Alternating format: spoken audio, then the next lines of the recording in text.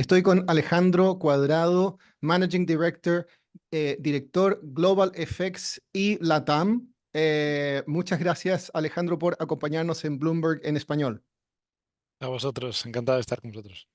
Eh, el gran tema, Alejandro, tiene a todo el mercado en vilo, no solo al mercado financiero, el mundo político y todo. Partamos con las elecciones la próxima semana en Estados Unidos. Yo creo que mucha gente se está preguntando, bueno, ¿cómo estás viendo los activos tuyos, los que tú cubres, las monedas y las tasas en cada escenario? ¿Gana Kamala o gana Trump?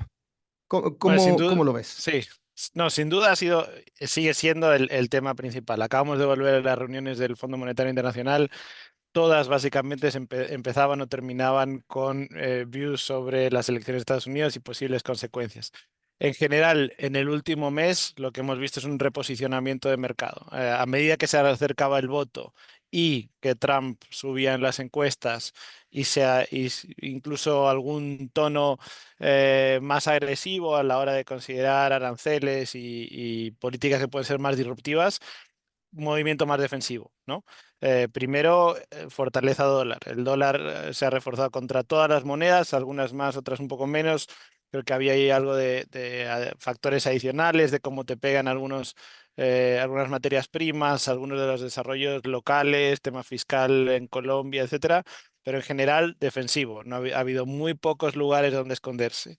Y en parte viene provocado también por una subida fuerte de tasas en Estados Unidos, ¿no? Que creo que descuenta también un poco eso, la idea de que en un escenario Trump hay la posibilidad de recortes de impuestos, de posibles gastos más fuertes, porque el escenario Trump generalmente se ve, o nosotros lo vemos así, como un escenario en que también puede quedar el Congreso del lado republicano, y eso te pone menos límites a algunos de los posibles cambios. Y esos posibles cambios pueden implicar una mayor prima de riesgo, una curva más alta, mayor riesgo de esta inflación y empinamiento de curvas. Y con eso, la reverberación de un poco de esa recalibración de las últimas semanas ha llevado a que arrastrar pues casi todas las curvas de los países latinoamericanos también, no solo las monedas. Pero después de las elecciones, ¿qué es lo que estás esperando para después, ya en un escenario Claro. de medio tiempo, o sea, escenario O sea, medio primero con en las el, monedas claro, latinoamericanas? primero en el corto plazo sigue todo muy en el aire, ¿no? O sea, las encuestas es verdad que te han ido eh, girando hacia Trump y un poco el feedback de las reuniones con clientes, inversores y demás ha sido que en general se han ido posicionando más de ese lado cuando venían un poco del otro, de un status quo que quizá era menos volátil, tenía menos impacto posible en mercado, que era un poco donde veníamos en julio, agosto, principios de septiembre. Sigue estando muy pegada la elección y es posible que haya una diferencia escasa de votos, con lo cual el nivel de incertidumbre en el muy corto plazo sigue siendo muy alto. Así que la posición defensiva va a seguir en la siguiente semana hasta que tengamos resultados. ¿Cuándo tengamos resultados? La primera pregunta también es si vamos a tenerlos el miércoles o va a haber que esperar más días y tendremos un poco en un limbo. En ese limbo seguiría seguramente también la posición defensiva. Ahora, post elección. Yo creo que post elección hay un escenario un poco binario para nuestros mercados. En la medida en que nos hemos ido priceando Trump, si sorprende finalmente Harris ganando, aunque sea Harris con un Congreso dividido, que sería el escenario más posible si cae de su lado, creo que podríamos ver un rebote, ¿no? Volver al repricing de algo de lo que teníamos hace un mes, hace dos, es decir, algo de compresión de tasas de Estados Unidos que arrastre en este caso un rally también de activos latinoamericanos y lo mismo con el dólar, un dólar más débil y algo de apreciación, sobre todo del peso mexicano, que es el que más ha tendido a sufrir, en la medida en que te quitas riesgo Trump, ruido de aranceles, volatilidad, ¿no? Entonces, Ujú. bueno, deshacer parte de lo andado. Si sale un escenario Trump que empieza a ser el que está más priceado, te diría ahora mismo más cerca del posiblemente 70%.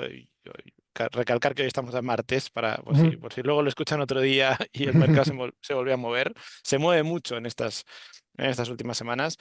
Em, Creo que ahí sigue la volatilidad, sigue la incertidumbre y ahí hay que quizá añadir algo más de patas al mercado que tenemos en este último tiempo. O sea, sigue la fortaleza dólar, puede seguir la resistencia o el movimiento al alza en tasas americanas. Habrá un momento en esa corrección que creo que habrá oportunidades de tomar el otro lado. Y tomar el otro lado porque, uno, hay mucha retórica de campaña que es posible que no se llegue a materializar, ¿no? Hemos Claro. estado priceando volatilidad, incertidumbre, un push arancelario en la amenaza de un arancel universal. Creo que la realidad puede ser que a la hora de aterrizar parte de esas políticas, algunas se dejen en el cajón, otras no sean tan materializables o tan Ujú, urgentes en el corto plazo, y por tanto quizá haya que tamizar parte de ese riesgo que hayamos metido en precio.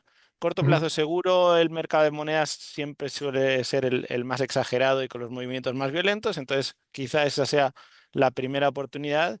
Eventualmente, si uno piensa en un escenario Trump donde suben las tasas americanas, también hay un escenario en el que, también es un escenario en el que el riesgo de esta inflación empezará a crecer. El riesgo Ujú. de esta inflación, eventualmente, un poco en el medio plazo, debería volver a traer tasas más bajas en Estados Unidos eventualmente, ¿no? Aunque creo que para Latinoamérica es menos constructivo este segundo escenario que claramente el primero, pero habrá oportunidades seguro. Quería que enfaticemos un poco sobre tasas, porque además del escenario político, esta semana no ha habido tantos banqueros centrales hablando, pero sí la semana pasada, y el mensaje parece ser que la Fed, si hay recortes, van a ser más lentos. Es como que había un poco el consenso en ese lado y todo el mundo está pendiente de qué es lo que va a pasar con la Fed. ¿Cuál es el escenario que están manejando ustedes en BBVA? Claro, es que hemos tenido un movimiento muy confuso porque la Fed fue más agresiva en su primer corte con 50 puntos básicos, pero las tasas americanas empezaron a subir casi al día siguiente. Así que un poco el espacio para que la Fed abriese al resto de mercados latinoamericanos o bancos centrales americanos que poder relajar sus políticas monetarias ha sido más que limitado y está un poco puesto en cuestión dependiendo del resultado. Nuestro escenario base para Estados Unidos, y creo que es resistente a distintos escenarios de voto, es que la Fed recortará en 25 puntos básicos secuencialmente de acá hacia mitad del año y llegar a tipos neutrales de cerca del 3%. En un escenario de Trump, creo que el mercado se va a ir a descontar menos que eso y es posible que se encuentren bueno, algunos límites a esa capacidad de recortes. ¿Por qué? Porque hay políticas que sí se materializan por una política migratoria más restrictiva, Ujú, por aranceles más altos, son inflacionarios y el riesgo inflacionario sube con una economía que quizá va a estar más apretada. Entonces, ujú, la capacidad ahí de la Fed de recortar es más baja y eso limitaría también el espacio de bancos centrales. Además, hablábamos hace un minuto, si tienes un dólar todavía más fuerte y unas tasas americanas todavía más altas, ahí el sesgo un poco cauteloso creo que va a ser generalizado en muchos sitios, sobre todo en los que son quizá más sensibles a las tasas externas. Estoy pensando, por ejemplo, en Colombia, que de hecho tiene que tomar la decisión antes ujú, de que se den las elecciones. Este jueves es un poco el siguiente punto clave en esa posible aceleración o no de los recortes de tasas en Colombia. Creo que el movimiento del peso, por ejemplo, limita mucho ese espacio. ujú, Algo parecido podemos pensar en México, ¿no? Hay mucho espacio para recortar tasas. El Banco Central fue muy cauteloso en su política monetaria y en cambio, bueno, pues si la Fed no puede recortar tanto, el dólar sigue fuerte, el peso sigue hacia arriba de 20 y pasa alguno de los siguientes niveles, creo que va a haber también límites a la capacidad de, por lo menos en el corto plazo, cuánto puedan recortar esos bancos centrales. ujú, La lectura contraria sería, bueno, pues en un escenario en el que quizá baja la volatilidad, ralean las tasas, ahí creo que puede haber algo más de aire fresco para los bancos centrales y que puedan reconsiderar sus posturas. Hay gente que no lo ve tan grave. Creo que, por ejemplo, en Chile, y hace poco hablábamos también con el Banco Central Ellos vieron, por ejemplo, cómo te ayuda, en cierta forma, en términos de condiciones financieras, el recorte de la tasa de la Fed en tu proceso de bajada de tasas, pero tiene otras consecuencias. Igual en Perú, por ejemplo. Ujú. Pero ellos ya han completado casi su ciclo. En Chile estás hablando de apenas una recalibración. Ya has Claro. tenido el impacto fuerte en monedas. Ya te has ido a cerca de los máximos del último año. Entonces, quizá hay menos que discutir ahí, en cambio en otros que van por detrás en el ciclo de política monetaria, Colombia, México bueno, y Brasil, que es un poco Que las está el, subiendo, eh, de hecho. el salmón, ¿no? Ujú. Es el salmón de la región que remonta el río, va en contradirección del resto y sube tasas. Así que bueno, Mm. eh, un poco distintas lecturas dependiendo también de dónde uno trate de aterrizarlos, pero sí, sigue siendo una variable clave o muy importante para el resto de economías. Última pregunta, Alejandro, y con eso vamos a wrap up la entrevista, porque Ajá, obviamente sabemos que el driver elecciones y el driver Fed. ¿Qué otros drivers hay, muy brevemente, en América Latina que crees que podrían afectar tasas y tipo de cambio? Por ejemplo, ¿tú estás muy pendiente de temas como lo que ha sido la reforma judicial en México o hay otros drivers locales que podrían claro. afectar? En cada uno te puedo listar varios, pero ¿Cuáles son los tres más trataremos de importantes? enfocarnos en los más importantes.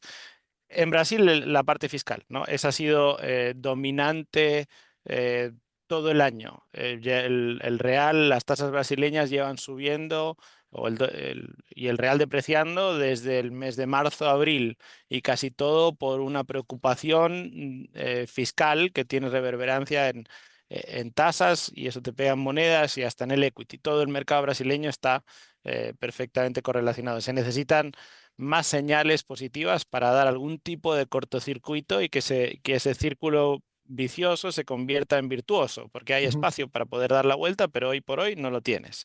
Y ujú, por eso hablábamos de un banco central que sube tasas cuando el resto del mundo se mira de bajar.